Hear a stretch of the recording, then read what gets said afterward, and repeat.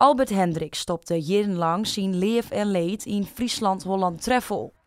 Maar aanstaande oktober is het bedrijf oernaam door een groep nieuwe enthousiastelingen die het Friesland op de kaart zetten maaien. Een reisbureau dat zorgt voor pakketreizen in en terug Friesland.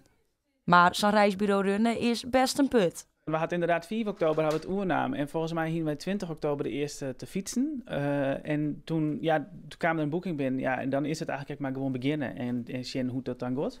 We hadden nu inmiddels ruim 50 boekingen binnen volgens mij. En elke boeking leert weer wat van. Hè? Dan denk je, ik heb het zo dan, ik heb het zo dan. Dus in die zin is dat juist ook heel fijn. Juist om met Jip in te gaan, kunnen wij nou het bedrijf zo deel zetten zoals wat ik ga willen. De groep runt al een hotel, maar wie daar aan een nieuwe uitdaging. Siso kwam met het idee van, zullen we niet een bustour gaan organiseren? Daar waren we allemaal direct enthousiast over. En op een gegeven moment kwam ons te oren dat het reisbureau van Albert Hendricks te koop was. En toen zeiden we van misschien is dit het wel. Dus we zijn in gesprek gegaan met Albert. En dat heeft geresulteerd in een overname. Eigenlijk vrij vlot. Wij gaan nu het bedrijf dus oernaam en die had echt een specialisatie op de Elfstedentocht. Maar wij zijn eigenlijk ontzien naar wat we daarnaast nog aanbieden kunnen. We zitten hier bijvoorbeeld nu in Holwert.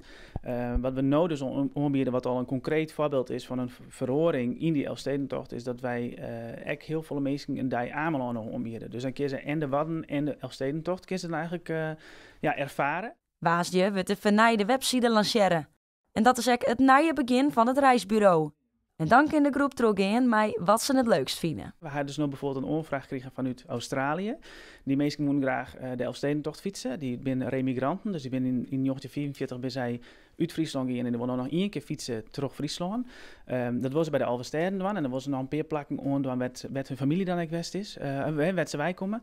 Maar dat is een heel gepuzzel, want we beginnen in Amsterdam, dan naar Enkhuizen, dan de Elfstedentocht. En juist dat puzzelen, dit is een heel concreet voorbeeld, maar dat is zo leuk om het hele werk eigenlijk.